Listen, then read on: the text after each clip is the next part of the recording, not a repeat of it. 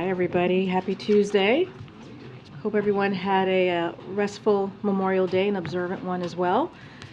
Let's get started. For months, the president made clear that Congress must meet its basic constitutional responsibility to prevent a first ever default, just as it has been done 78 times before since 1960. The president made clear that default was not an option and laid out the economic stakes of a default: a recession, millions of jobs lost, devastated retirement accounts, higher borrowing costs. And the president said from the beginning that he would negotiate with Republicans on a budget just like it has been done every year. He directed his team to work in good faith toward a reasonable bipartisan agreement. This agreement will do the following: protect Democrats' historic legislative accomplishments, including the Inflation Reduction Act, PACT Act, CHIPS Act, and the Bipartisan Infrastructure Law. Protect the economic gains we've made: 12.7 million jobs and the lowest unemployment rate in 54 years. Ensure we have the same level investments in the middle class as we did in fiscal year 2023. Protect healthcare and not push people into poverty. Block devastating cuts to law enforcement, public safety, and education as well. Negotiations require give and take. No one gets everything that they want. That's how divided government works. But the president successfully protected core Democratic priorities and the historic economic progress that we have made over the last 2 years. Now, the House and the Senate, it's up to them. They must pass this bill so that the president can sign it into law, and so that we can continue to build on those very historic economic progress that I just list out we've made under this president's leadership. And so over the past 2 years, as I have stated as well as you've heard us lay out as well before. Now, without further ado, I have the OMB Director, the Director of Office of Management and Budget, Shalonda Young. Director Young is here, and she's happy to take your questions. And thank you for all of the work that you've done these past 2 weeks, or several weeks. I will see my child again. And I do have a small confession to make. I'm also out of clean clothes after these last couple of weeks. So I think I ran into Annie Linsky with Wall Street Journal and Lauren Egan with Politico as they saw me trekking back to get some clothes to wear with you here today, because I don't have time to do laundry or take anything to the dry cleaner. So that's about how my last 2 weeks have gone. But as you know, the president and the Speaker McCarthy, reached a reasonable bipartisan agreement over the weekend.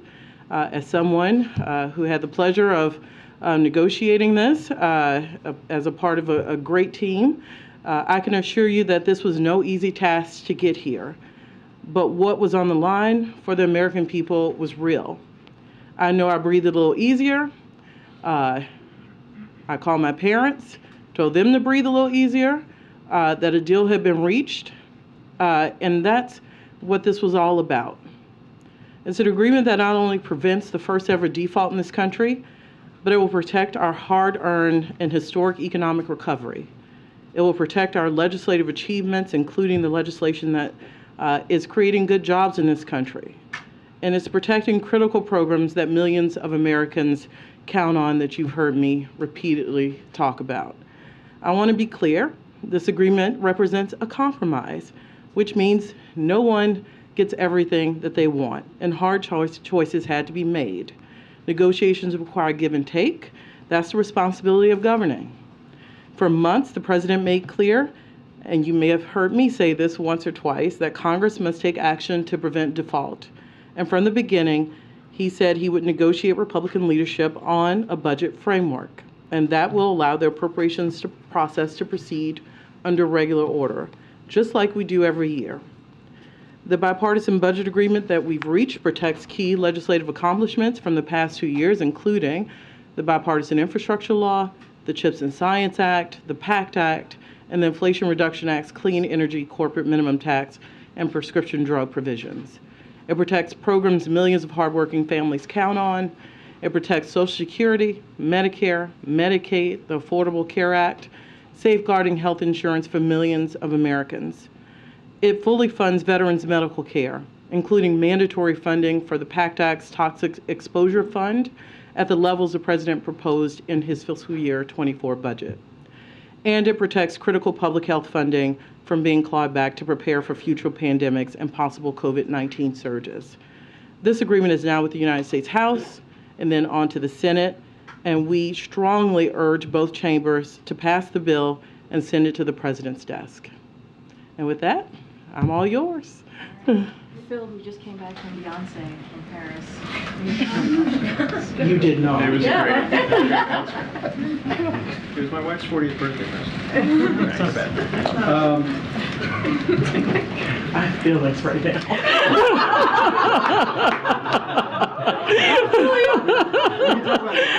We can. I think Phil has feelings too. This is going to be a hell of a segue.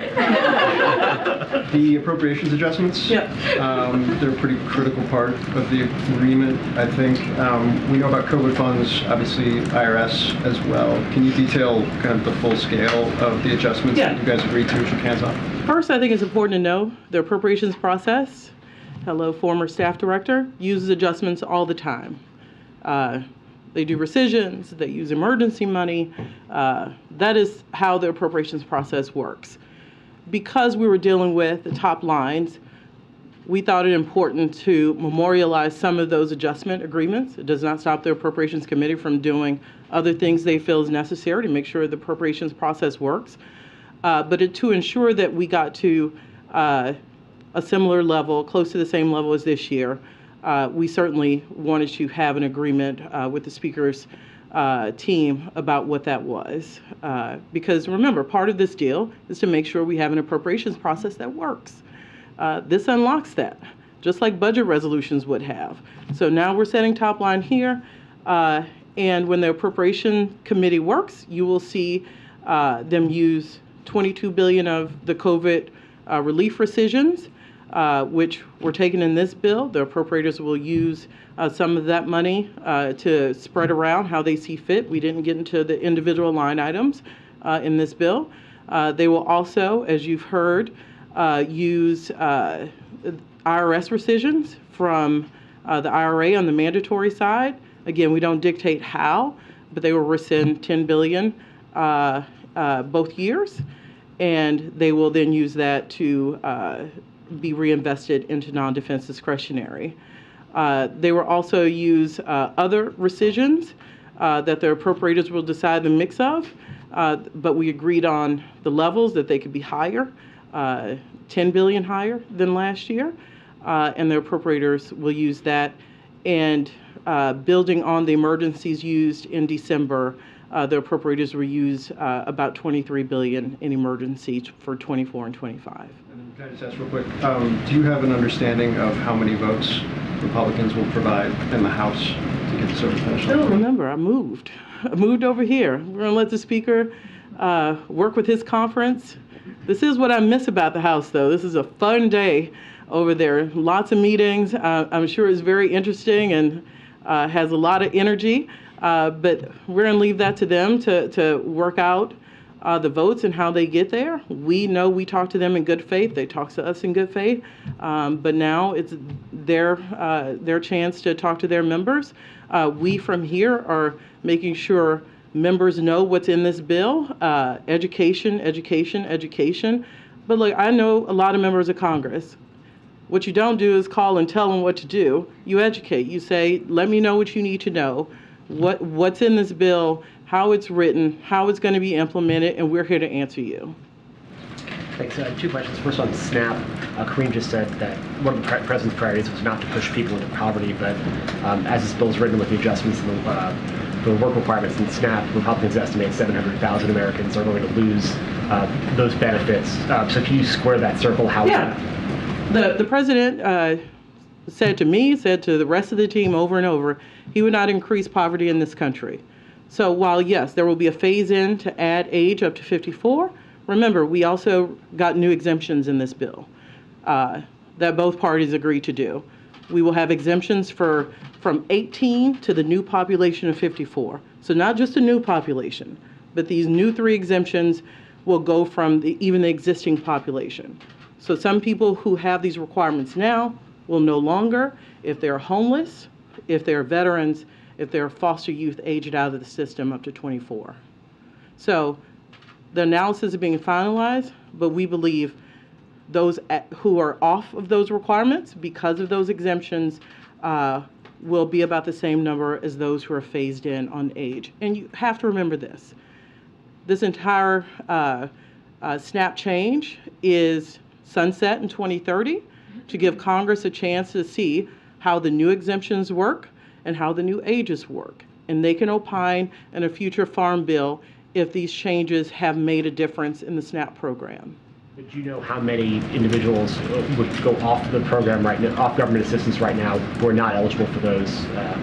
So we think it's about the same number. I don't want to give you a number until the analysis by USDA is done, but the range is about what you said, but it's also the same range of people who will take advantage and who qualify for the new exemptions. So those numbers are going to be very close to each other, meaning a wash in those affected who go on and who are phased on over years, and those who come off of the requirements. Different topic real quick. Can you explain a little bit how the Mountain Valley pipeline made it into this bill? Was it at the White House's request? Obviously, it's been a Senator Manchin's priority here, but he wasn't in the negotiation. So how did it make the agreement? Well, I believe what you're talking about is part of the permitting piece. We all thought permitting would be a part of this package. We all have an interest to make sure these projects move faster. I talked about the bipartisan infrastructure law. One of the things we're focused on here is what can we do to get that money out faster to ensure that these projects really happen in an expedient manner. That's why we've been for permitting. And the project you talk about is part of the permitting piece that we knew would be in the final legislation. Thank you so much, Shalana, for doing this. The chair of the Progressive Caucus says that it's really unfortunate that you are expanding the work requirements for this particular age group. She says it's a terrible policy. I know that you've been working the phones, speaking to a number of members of, I assume, the Progressive Caucus, trying to convince them that this is good policy. Is she right about that this is bad policy? Look, I won't get into individual member opinions because I think I told Phil or someone else, my job is to tell members what's in the bill. You get into trouble when you try to tell members what their opinion is. Every member should have whatever opinion. Our job is to say, this is what's in the bill. This is how some of the worst things Republicans wanted were mitigated. And by the way, you heard me answer on SNAP.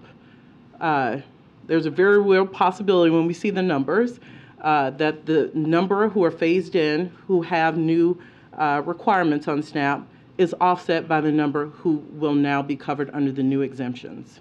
And then I heard what you're saying about Mountain Valley Pipeline and about permitting, but this is one project that takes up about 25 pages of a 99-page bill. Why was it so important to spend so much time on this one project? I think we've been clear about our position on permitting. We worked with senators to try to get permitting done last year. We will continue to get more permitting. This was a small piece. It was a start of a longer process that both parties know we have to do, especially to get clean energy projects going. And I don't think it's a surprise to anyone that permitting was a key part of a compromise piece that both parties know we got a little done here, but we'll need to get more done later. When you think big picture and you reflect on these talks, what lessons have you learned about how this speaker and this Congress negotiate? Lessons that may be applicable going forward? One never looks the same as the other. I've done this a few times. They end different every time. They feel different every time. Going in and thinking there was a formula is the wrong thing to do. Different people in the room this time. I'm used to being in a room with appropriators and a little leadership. So it's just always different, and you got to be flexible. The most important thing is to know what they have to have. You have to be clear about what you have to have. I want to know their value statements, and they need to know mine, and we have to find a middle ground. They shouldn't have to compromise their values, and neither should we. That is a bipartisan compromise. I know what's a reach. I may try it, but I know what's a reach. They try with me to see maybe if I'm asleep or not. But at the end of the day, we both have to find a way to protect each other's core principles, like not increasing people going into poverty in this country. And that's how you get to a bill a day. And first and foremost, I've said this, I think, in this room, I have always thought the majority of members, Democrats and Republicans, did not want to take us even to the brink of default. I think this bill shows that that assessment was correct, and we have to keep our eye on the prize that passing this bill, getting it to the president, avoids the catastrophic thing that would hurt millions of Americans. And there's a reason world leaders were worried about this. This would impact the global economy. Thank you, Karine. Director Young, you talk a little bit about the calls that you've been making and that other members of the administration have been making to members of your own party. What is the mood or the tenor on some of those calls, and where realistically is the whip count among Democrats right now? Remember, I worked there a long time, so the mood and tenor, I tend to get patched in with people's children so I can say hello to people I haven't seen in a long time. So it is a catch-up time for me, and these are friends of mine, and I play it straight with them, and they play it straight with me. And I have a long relationship with a lot of people, and that means I'm honest with them, and they're honest back with me. And again, this is education. I play it straight with folks. They will make their own determination, and it's incumbent upon us to make sure they know every single detail in those 99 pages. Leader Jeffries said that Republicans had pledged 150 votes. Is that still the case, and can Democrats provide 70? I'll let them figure that part out. All I know is when you enter into good faith negotiations, you don't negotiate to see a bill posted. You negotiate to make sure it gets to the president's desk, and we'll fulfill our part when it gets to the president's desk. How concerned, Director Young, is the White House right now about the growing Republican opposition that threatens the compromise on the table from a procedural standpoint in the next couple of hours? Look, this is not, the House is not very different from when I was there. You have to have some faith in the governing majority, which I do, because I have a lot of respect for members on both sides of the aisle, to do what's best for the American people, and that is not some Pollyannish thing. I know them, and I've always thought we could get here if we let the extreme go away. Like a lot of the things in the Republican bill just were non-starters. I get it, but we just cannot do that, and they know that. But at the end of the day, more people than not knew that threatening default, would have been bad for America. The 12 million jobs added, record low unemployment, undoubtedly, that would have been wiped out almost immediately, and that would have been unacceptable. What does this mean for future negotiations in a sharply divided Congress, as you've been talking about, in terms of the level of confidence you have that that there's enough goodwill that we won't just be back in this same position later this year when it comes to avoiding a government shutdown or just a repeat of this scenario with different stakes? Yeah, look, I think I've been honest with you. I have always, during this process, worried about the 3 months from now. And I represented that. Whatever these top lines were, they had to allow an appropriations process to at least try. We couldn't do things that were so draconian that we knew we'd be back here. I love them. Those are some of my old offices I got to sit in, but I also like seeing my child. And we don't have to do these things where we make the American people very nervous, even though we know we're going to get there. So one of the goals here was like, let's try not to do this again. Let's set up a top-line regime that allows the appropriators a fighting chance, because it's hard, even in unified government, to get all 12 bills done. And I think we reached the sweet spot in this agreement to give the appropriators the tools they need to get started, get that appropriations process unlocked, and have a fighting chance to get bills done by October 1st. Is there a mechanism for increasing defense spending if that is deemed necessary? They would have to change any of these numbers in the caps, you would have to go amend this bill. So if you spend, the idea of caps is if you spend more than them, they're sequestered. To change defense or non-defense, one would have to change this law. There's been some suggestion that the X date might move around in the final week. A Republican member said he'd heard it could move to June 8th. He knows more than I do. He knows more than I do then, because I don't have that indication. In terms of Ukraine funding, do you expect this bipartisan deal to have any impact on the administration's ability to get more funding for Ukraine? I do not. In the months, weeks ahead? I do not. Thank you. The compromise gives you, as the OMB director, complete waiver authority over administrative pay-go if you deem it necessary for program delivery. I'm wondering if the bill as written becomes law, how frequently do you anticipate using that waiver authority? Look, it's impossible to know the frequency, but I do know we negotiated all of this in good faith. We will follow the processes laid out in the law on pay-go, and if that waiver is deemed necessary to make sure President Biden's agenda is carried forward, we're going to use that authority. But we will have a process to follow the law as it's written. Thank you. Thanks.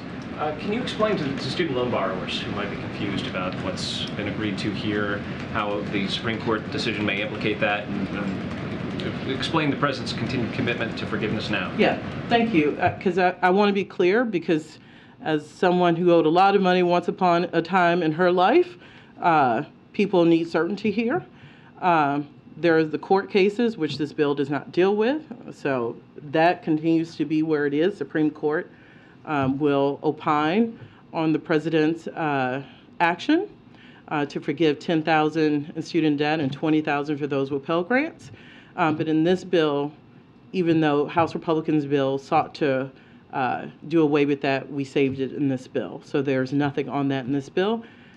We also protected the income-driven repayment rule, which if anyone has had student loans knows it did not work as intended, and this rule is intended to really tie payments to true income. Like, it matters to people whether they pay $50 or $500 a month. The big balance matters, but when I was a young person starting out this town, if you asked me to pay $200, then I probably ate ramen noodles.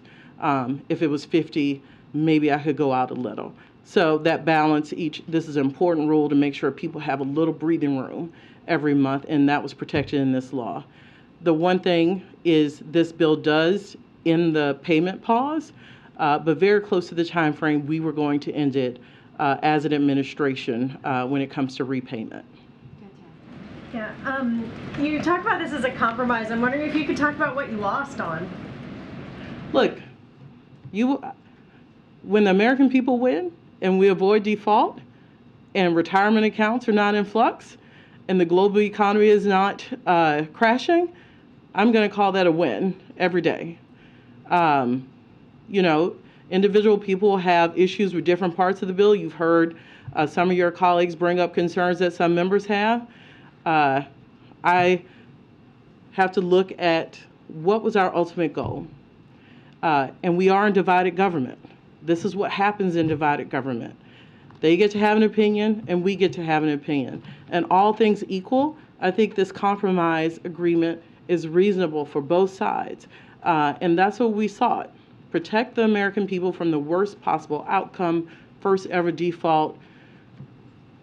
Allow Republicans to have some curbing of spending, which is flatline for non-defense discretionary, and we move on and get an appropriations process that works. And I think that's a good middle ground. Good, just one more. Given that this process brought the U.S. to the brink, and this process isn't quite over yet, has there been any reconsideration of doing away with the debt ceiling at some point? Is there, you know, late at night when you had no laundry or at other times, where is the administration thinking on the usefulness of having a debt ceiling? Right now, I'm thinking about how quickly this can get to the president's desk, and we can avoid default, and not only avoid default for a little while until 2025, which is what this bill does. And it does give us some breathing room not to enter into these chaotic circumstances which would bring uncertainty to the American people. That's where I'm focused. Director Young, progressives would say that you lost on several provisions: permitting reform, work requirements, spending cuts that they view as harmful. Congresswoman Jayapal said today that the CPC wants to immediately sit down with the president and talk about what the next 2 years are going to be like. So does the White House feel, as a result of the way this process played out, that it has some work to do with repairing relationships with progressives? And would the White House also like to set up a meeting like that? Look, I don't do the president's schedule. I'll let other people opine on who he will meet with and when. What I will say is I've worked in many divided government situations. I think this is where you would expect a bipartisan agreement to land. It's just the reality. There's not unified government. They have ideas. We have to listen to them. We have to talk about it. We have to find a place that is not harmful for the American people or try to stave off the worst. I think we did that. And so we have to look at the big picture. That's what I'm going to do over the next 2 years. What can we do to find common ground, work together? This president has a history of bipartisanship, including over the last 2 years, including on veterans, PACT Act, and bipartisan infrastructure law. So there's opportunity to work together here. And we have seen that over the last 2 years with this president, Republicans, and there's opportunity to keep that going. You've said a couple times that the agreement represents a compromise, and you said it's reasonable for both sides. But does the president feel like he came out ahead with this deal? The American people came out ahead. When you go into these things, what are you doing it for? Sure, there are some days where I have to slap myself and you're like, let it go. It's fine. The point is to avoid default, not hurt American people in the process by having draconian changes like we saw in the Republican bill on Medicaid, which we did not carry forward. So protect the things that would have hurt hardworking Americans, come up with reasonable spending levels, which I think most Americans, when they hear a spending freeze, that's reasonable, and do our basic, have Congress do its basic constitutional duty, which is avoid default. So this isn't about Republicans or Democrats. If you get into who won, who didn't, you lost already. When you're talking about default, it is the American people won today, especially when it gets to the president's death, because we have avoided what would have been absolutely catastrophic. Look, we've seen government shutdowns, and I think people understand what the feel is. Thankfully, we have not seen default in this country. So when we talk about catastrophe, since we have not seen it, have not felt it, I think people think it's a little hyperbole. It is not. Every economist tells us that all the gains we've seen, we go backwards. That we're back to situations like we've seen in the pandemic. That was absolutely unacceptable, and we avoided that by also protecting some key things and not violating our core values. Go ahead, Ed. Yeah, thank you, Shalonda. So, taking a larger view at this, should the debt ceiling deal get signed, will it help bring down inflation over the next 12 months? So what I will tell you is what would have been terrible for inflation in the economy would have been a default. We have seen a moderation. I'll let the credit agencies have not moved down the creditworthiness of the United States, but we needed to make sure we got a deal before that happened. We have done that and hopefully staved that off. But this is exactly why, because we risk overturning the gains we've made in inflation. It's not low enough, but it is moderating.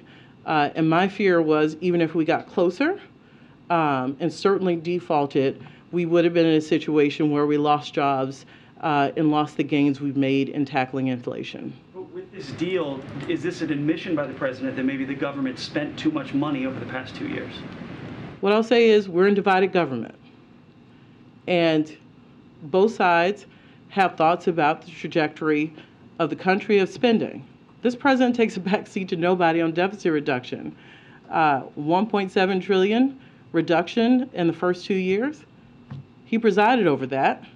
His budget put forth a plan to reduce the deficit by $3 trillion more. He also made the case over and over in this conversation that if you really want to do big deficit reduction, where's the revenue? Where are the high income earners putting more skin in the game? But this is one part. We're not going to give up on our revenue proposals. So while this will change the trajectory of spending, when you see the CBO, when we all see the CBO report, when it comes out,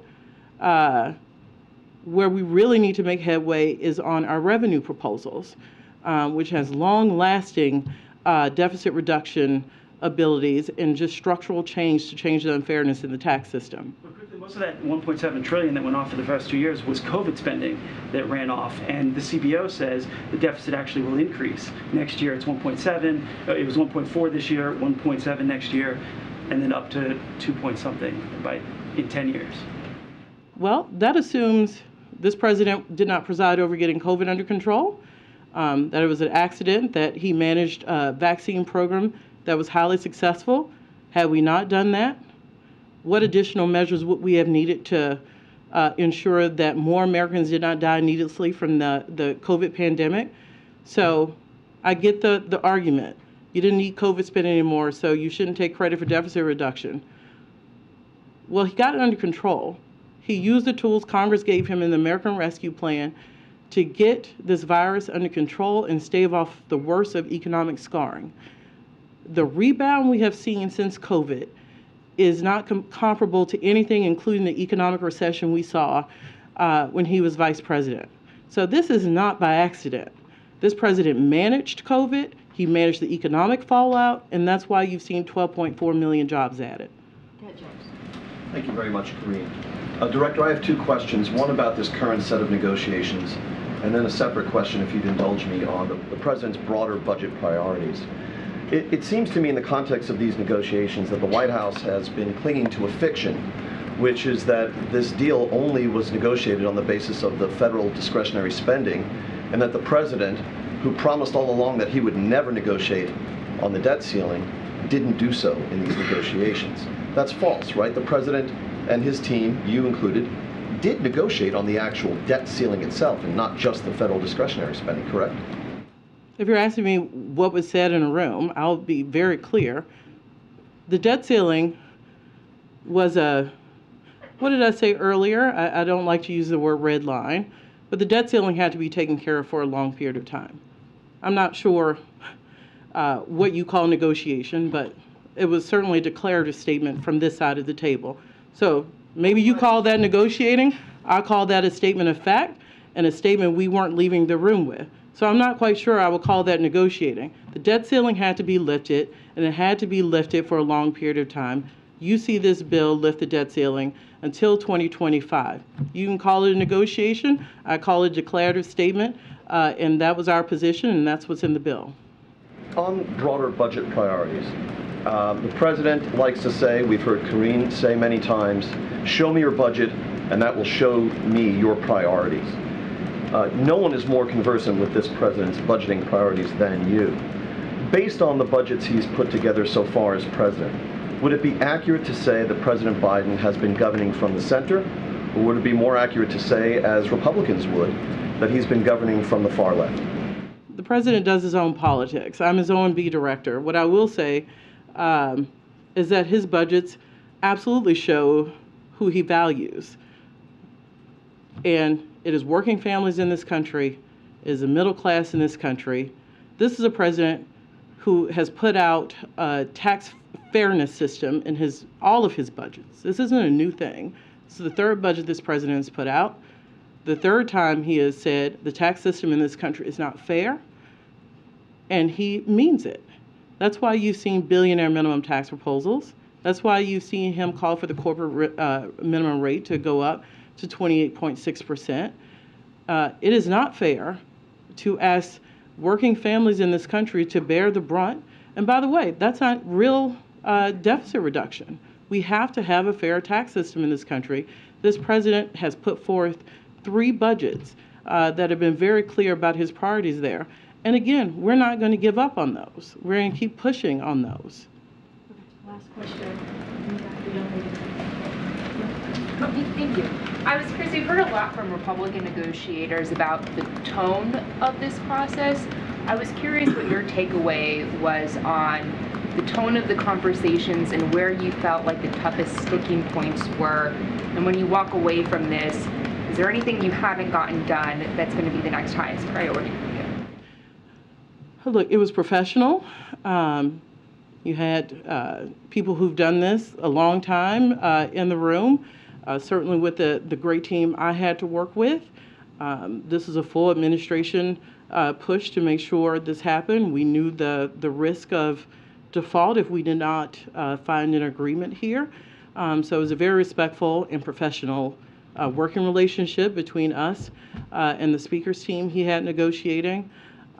You've heard clearly this was a small permitting piece, but we've got to do more on transmission when it comes to the permitting space.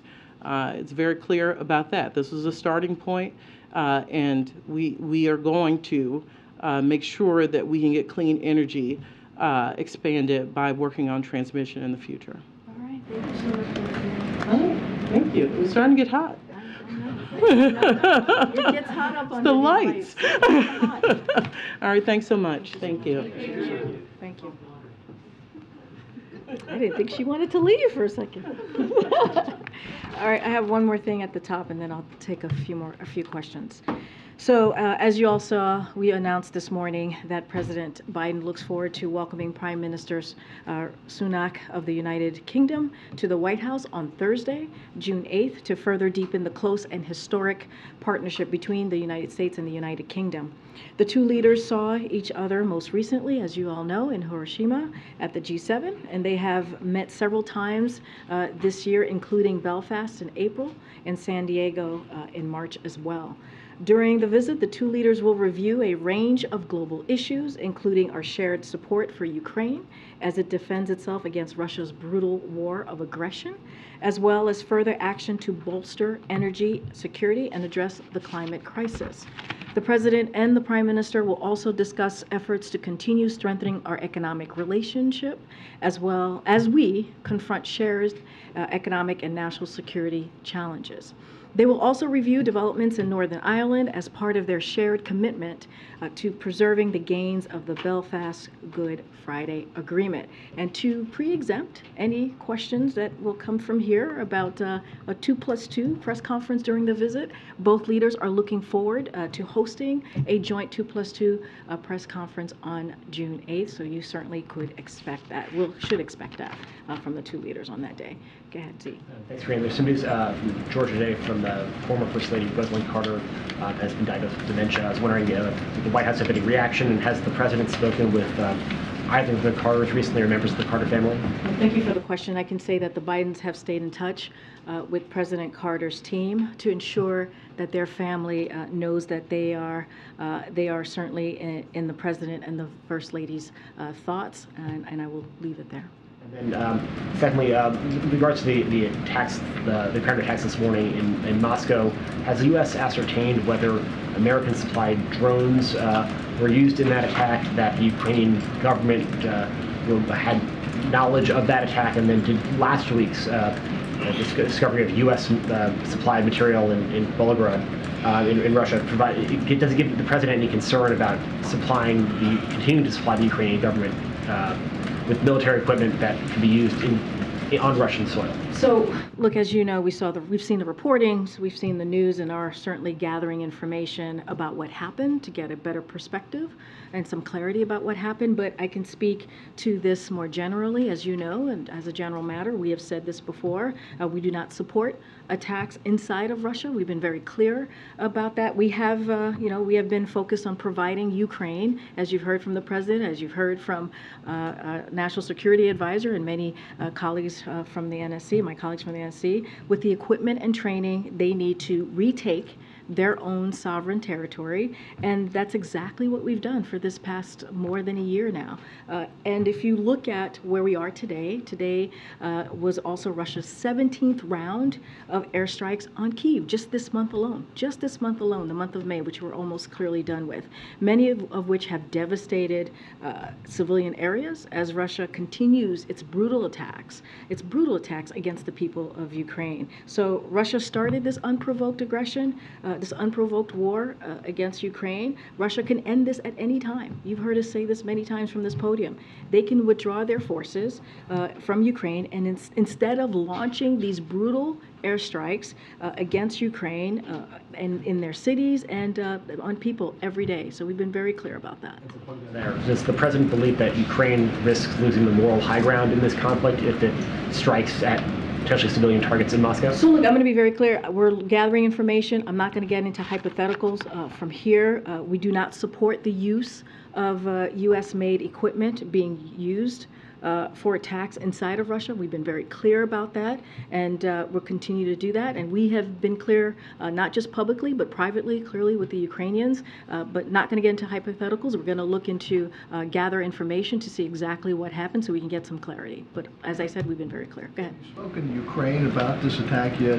I don't have any calls to preview at this time on any specific conversations that have been had by this administration to Ukrainians. All I can tell you is we've been gathering information about exactly what happened. Separately, what happened with Defense Secretary Austin's plans to meet with his Chinese counterpart in Singapore?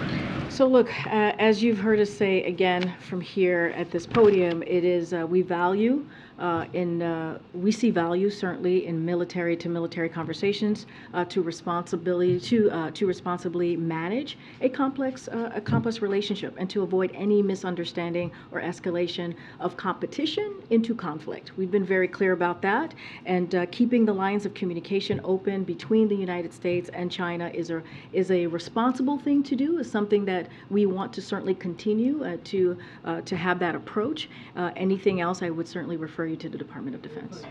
Just one more. The president said yesterday there will be a review on engagement with Uganda. How long do you expect that to take? So look, I know the president, as you just stated, put out a statement about this, a pretty lengthy statement yesterday about what we saw from Uganda yesterday. The enactment of Uganda's Anti-Homosexuality Act is a tragic violation of human rights, of universal human rights, one that is that one is not worthy, to be clear, of the Ugandan people, and one that jeopardizes the prospects of critical economic growth for the entire country. So look, this certainly endangers or poised, the dangers of by this democratic backsliding are a threat to everyone residing in Uganda, including the U.S. government personnel, the staff of our implementing partners, tourists, members of the business community, and others. And so as we consider, and we, as the president stated in his statement yesterday, additional steps, the National Security Council and other U.S. government agencies are evaluating the implications of this law and all aspects of U.S. engagement with Uganda, including our ability to safely deliver services under the U.S. President's Emergency Plan for AIDS Relief, PEPFAR, as we call it here, as you all have reported on, and other forms of assistance and investment. Again, we're going to review that. We're going to take a look at that, and just don't have anything to share on what that, when that review will be done and exactly what steps we're going to be taking. Just thanks for blowing me up. I know, but I have a question for you. What's your favorite Beyonce song? There's too many to list on camera. Smart answer. Following up on Steve's question about the request for a meeting between Secretary Austin and his Chinese counterpart, is the administration aware of anything that the Chinese want to try and open this line of communication? Where do things stand in terms of if there's a pathway forward, or if this is just the reality from here on out? So look, I don't have any. That's something for clearly the PRC to answer to. What I can say is we understand the importance, and we have been very clear about this for several months, about keeping the lines of communication open between the United States and China. And so we believe, again, it's the most responsible thing to do. And as you know, most recently, the National Security Advisor, Jake Sullivan, had a lengthy conversation with his counterpart about meaningful step forward as we think about the relationship, the U.S. relationship with China.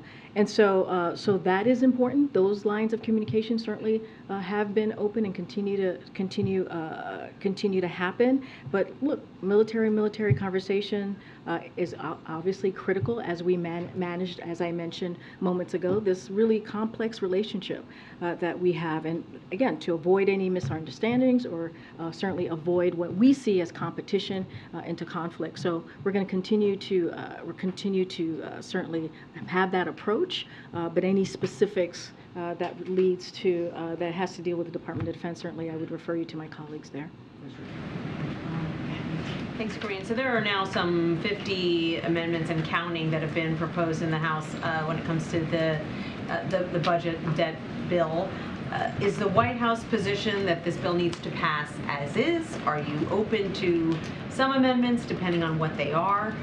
So look, what I can say is we have a short limited of time here, as we know from the Treasury's letter on when default can happen, which is June 5th. With the budget agreement, we've been very clear. We think this is a bipartisan, reasonable budget agreement that the two sides certainly have come together, and that clearly Speaker McCarthy supports and the President support. And so we're certainly going to leave the mechanics and how this moves forward to the leadership in Congress. But as we see this budget agreement today, as we saw the framework that came out of these really good faith conversations, we're certainly going to continue to share our thoughts about how important it is to get this done for the American people. I'm not going to get into specifics about the 50+ amendments and what it will ultimately look like. But look, this has been something that both sides, again, came to the table in good faith, understanding how important this is to the American people, and that's what you saw. And you saw American people should at least have some understanding or some comfort that government is working for them in the sense of coming forward a bipartisan, reasonable agreement. What does it say that this Mountain Valley Pipeline, which goes to Southern Virginia, is being opposed in this bill by one of Virginia's own senators, who says this shouldn't happen, at least not this way? So look, as you know, and you guys have been reporting on this, as we talk about the Mountain Valley Pipeline, it was going to move forward with or without this bill. That is just how, that is just fact. This is how it was. It was being held up because of a lot of different environmental concerns. Well, look, the bill doesn't really do much as it relates to that project, to be quite honest. Instead, it preserves the largest investment in climate protection that we have seen in history under this administration. It helps get hundreds of clean energy projects online faster, all while protecting the full scope of the environmental reviews. And so, look, we believe a bipartisan compromise that congressional Democrats can be proud of, and also will accelerate on those clean energy promises. Look, again, when you look at this bipartisan, reasonable budget agreement, and we have talked about negotiation, I've said this many times from here, and certainly Director Young said it when she was here moments ago, it's not going to be perfect. Not everyone gets what they want, and that's what negotiation looks like. This is a divided government, as we all know. And so, look, this is really important to the American people. We have to get this done. We have to make sure that we get to the other side of these conversations. Thank you. President Biden was asked yesterday about long-range missiles for Ukraine ATACMS, and he said it's still in play. In the past, the U.S. would say no. So what's changed from no to it's still in play, and what needs to happen for the U.S. to provide Ukraine with long-range missiles? And also I would like to follow up Zeke's question. I would like to clarify, you don't support Ukraine Ukraine's attacks on Russian territory at all, or attacks with U.S. equipment? So look, I don't have anything any changes to the policy to announce from here as it relates to long-range information, long-range missiles. Look, as it relates to the drone attacks that we saw in Moscow, we've been very clear. We're going to gather information and see exactly what happened. So just want to be very clear about that. But look, we do not support attacks inside of Russia. That's it. Period. I mean, I cannot be any more clear than what I just stated. We do not support attacks inside of Russia. Period. We've been very clear about that. That's been a general matter that you have heard from us over and over again this past several months, and I cannot be more clearer than that. The President said it's still in play when asked about long-range. What I can tell you right now is I don't have any changes to our policy to share with you at this time. Go ahead. Thanks. I have a NATO question and then an Afghanistan-Iran question. Starting with NATO, when the Danish Prime Minister visits on Monday, is the President going to speak to her about maybe being an interlocutor and working with Turkey on getting Sweden into NATO? And then also, can you just update us on the F-16s and Sweden's membership? Is that something that the White House expects to have sorted by the time the NATO summit happens? So two things I can say. As you know, we read out the President's conversation with Erdogan yesterday. They had a clearly conversation, but in that dialogue, the President did express his strong desire for Turkey to approve Sweden application to join NATO, which we would like to happen as soon as possible. So that he did bring that up in that conversation. I'm not going to get ahead of what is going to be on the agenda, what's going to come out of the Denmark visit that's going to happen a week from this past Monday. Look, when it comes to any conditions as it relates to F-16s, the sales of F-16s to Turkey, and as with them approving Sweden's bid to join NATO, look, that is not a condition. President Biden long been clear that he supports selling F-16s. You've heard that from this podium to Turkey, which would help facilitate NATO interoperability. So, look, Congress has an important role in providing arms sales, and so I would leave the rest to Congress. But the President has been very clear where he stands on that. On Iran and Afghanistan, there have been some border clashes over the weekend over, I think, water rights. What's the White House's reaction, and do you have any leverage over either of these parties to get this violence to stop? So look, we've been clear about how we see the conflict there. I don't have anything else to provide on what's currently occurring there, and so I'll just leave it there for now. Go ahead, Monica. Can you just let us know a little bit more about the President's engagement on all this, calls that he has made? He talked about reaching out to Leader McConnell yesterday.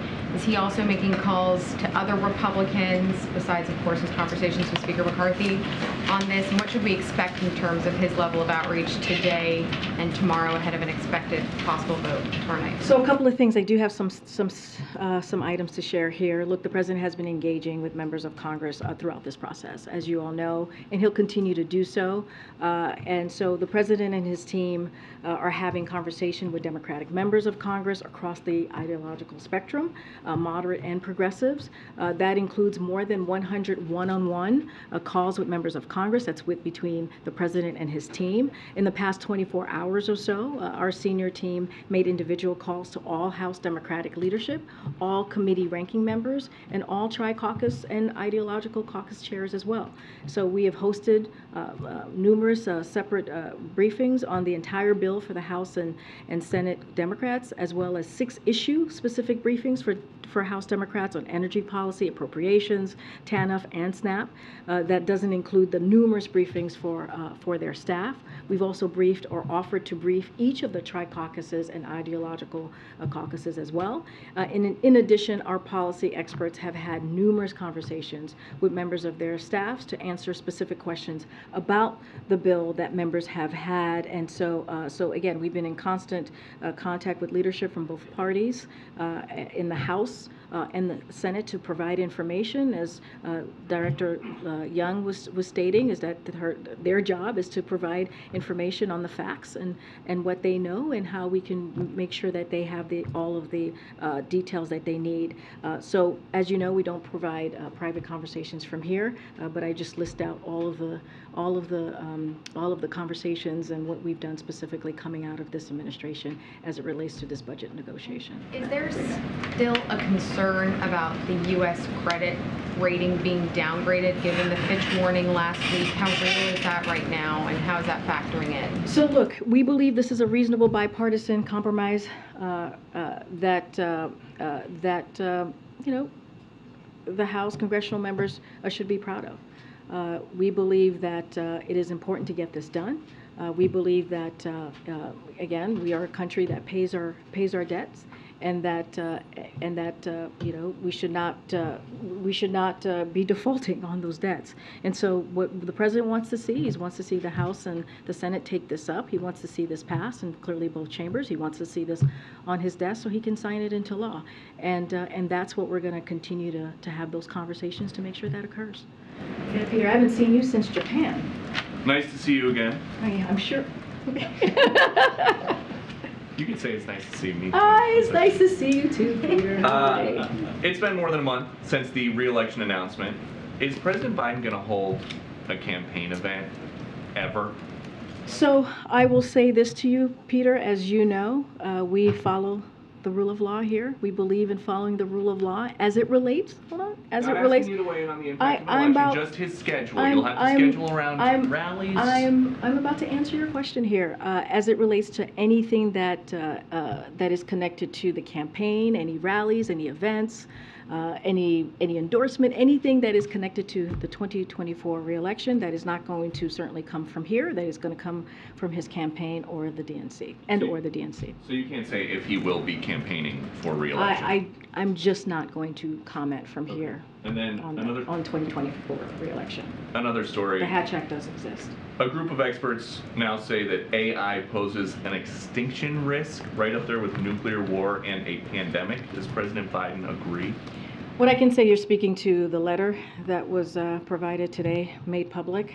And so, look, the president and the vice president has been very clear on this as it relates to AI. It is one of the most powerful technologies, right, that we see currently in our time.